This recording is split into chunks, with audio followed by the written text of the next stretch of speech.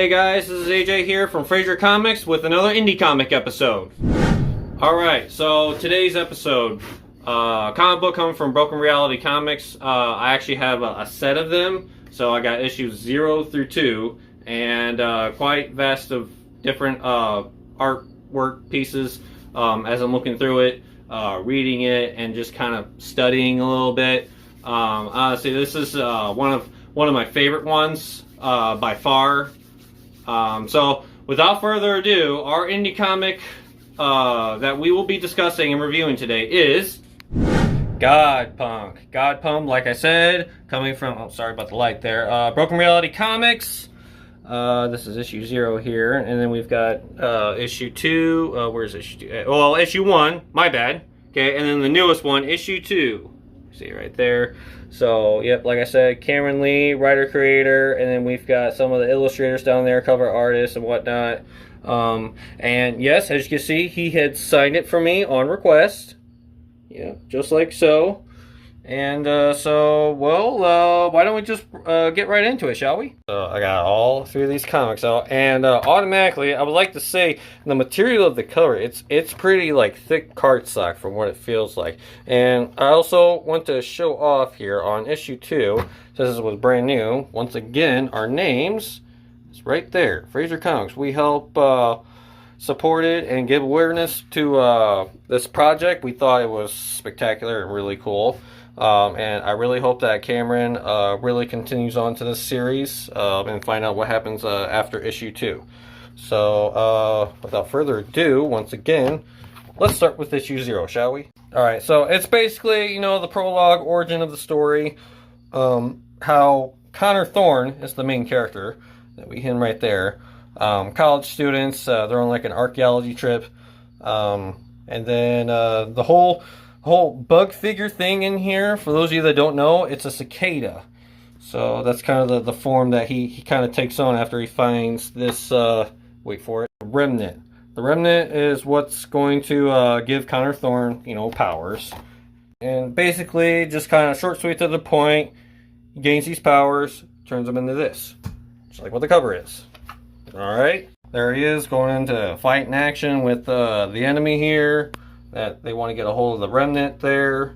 The remnant is what gave him powers. This is kind of where he came up with the Godpunk name. So he's got a godlike powers, but he's also a punk himself. So he just came up with the name Godpunk. Then it just kind of briefly goes through, like, you know, the villains. So, like, I mean, some of their names I can't even pronounce here. Let's see here. This one, well, his name's Neutron. So in this one, I had a hard time pronouncing. He usually starts showing up in the first issue. Demetrius. Again, I apologize in advance if I can't pronounce some of these names. And then you got Immortal Red Fox. That's kind of what he looks like. Kind of like almost like a Fox Power Ranger type thing. Pretty cool. Pretty cool. And I guess from what it looks like, there's some crossover thing going on here. Let's take a look. So the rest of this book is going to be black and white between the 2 characters. Let's see here. We got Godpunk and Thunderbird. Connor Thorne and Peyton Parks. So that's just kind of pretty much the rest of the book here. It's black and white. There's no color. Classic black and white, almost like a manga style type thing, but only you're not reading it backwards. You're reading it, you know, forward, basically. That's kind of like the vibe I'm getting from this. So, but yeah, you got all this going on. So they're fighting. All right. So I think that'll be it for issue 0 here. And here's all, you know, the thank yous to all the backers that helped support this project, okay, and all the teams. Okay, moving on. Issue 1 here. Okay, once again, there's like a recap, and then the art kind of gets different here. I like to point out there's like a little sound quote here. Get you here on the radio a lot. And then nice big picture right here.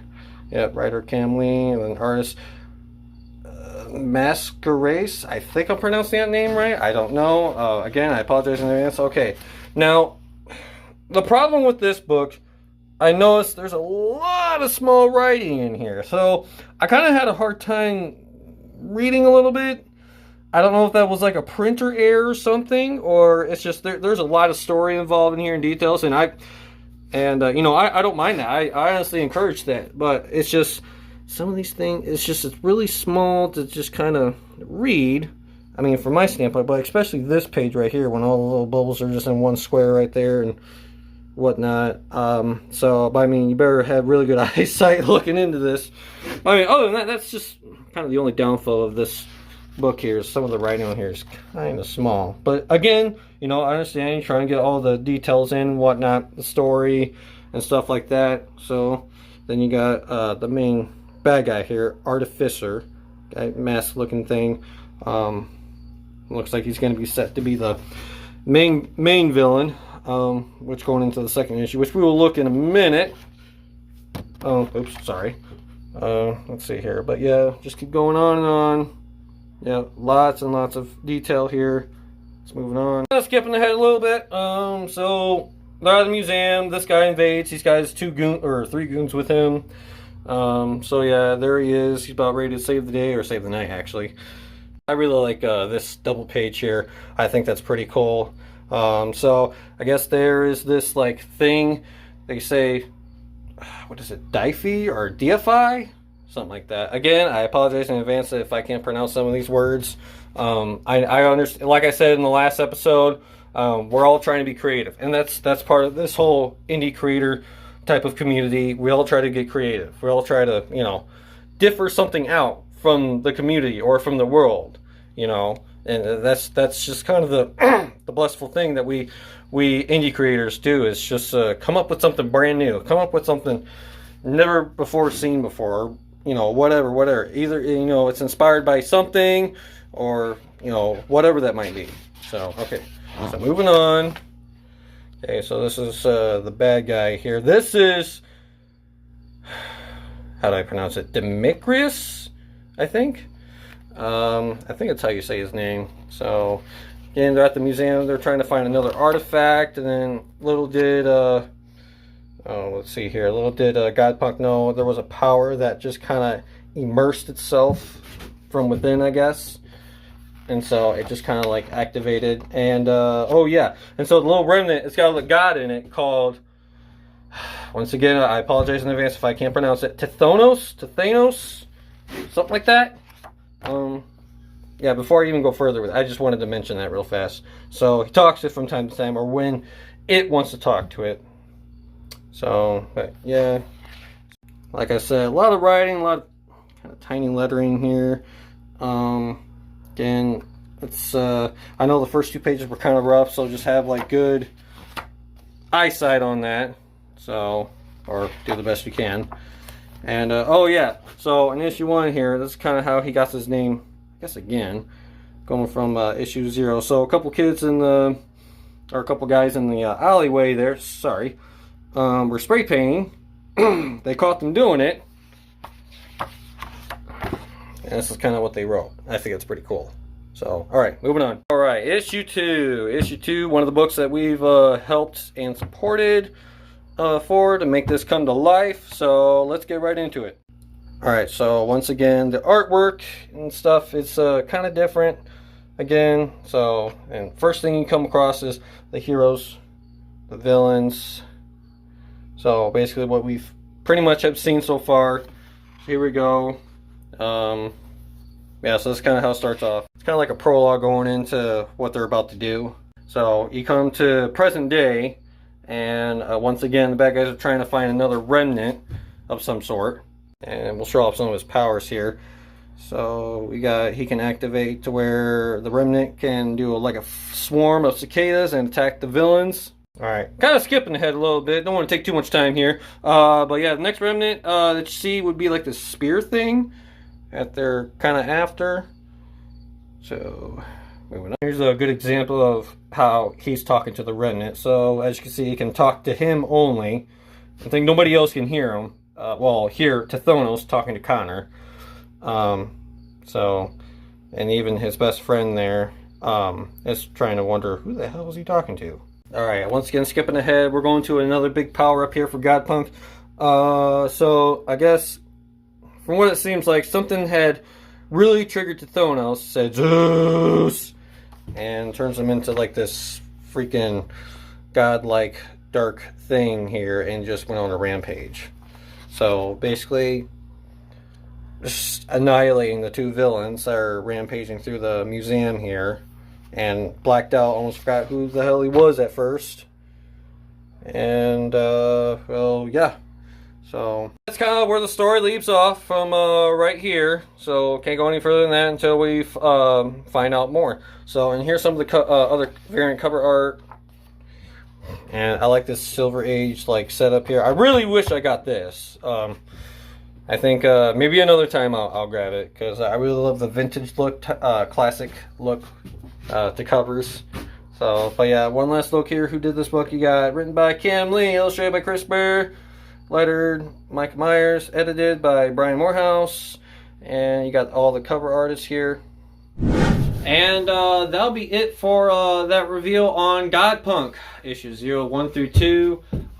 So yeah, honestly, so from Fraser Comics, I would have to give this book maybe an 8.5 out of 10. I think due to the fact that when I was going through it, I think I had to really dock down on like some of the the small lettering, the hard to type. Again, it could be a printer error. I don't know. I just know that I kind of had a hard time. And I know I got pretty good vision. I don't wear glasses or anything. I'm not, I don't try to be a downer on, with any books. But I mean, sometimes when you see things, you just kind of like, it's not perfect. But I mean, overall, the story is good. I mean, I think the character is just totally badass. And like I said from the beginning of this video, it's probably by far one of my top 5 indie favorites from doing this. We've done Epic, we've done Magnus, we've recently done Gotcha Man, we've done all kinds of stuff. So far. And before I forget, Godpunk was like mysteries inspired by Greek mythology, and another word that I cannot pronounce it. I'll put it up here for like a brief second just so that you can pronounce it. So I just, and again, like I said in some of these videos, we all try to be creative. We all try to be, very inspiring into trying to, when we're making these stories, these characters, these, where did everything get inspired by? Where did our vision come from? Where, all types of things. I do that for both Phenomenal Instincts and Captain Nifcon, which, by the way, will be relaunching probably, hopefully soon, if not next month. So be on the lookout for that. But anyway, so Godpunk, yeah, I think definitely take a look into that. And another thing I do have to mention, so I wanna congratulate on Cam Lee for it. That he made an announcement that I'm assuming starting on issue 3. And I believe all of his Godpunk products are on there now. Running his own comic publisher called Leeway Productions, aka Leeway Comics. So it's not going to be Broken Reality Comics anymore. It's going to be Leeway Comics. So congrats, Cameron. I think we're all happy for you, and I'm glad that you've been pretty successful with that. And I hope to see more successes along the way for not just Godpunk, but like maybe with any other books you got coming out. So, and again, that would be a wrap for today's indie comic episode. So join us, stay tuned, like, subscribe, follow to any of our social platforms, and we'll see you on the next indie comic episode.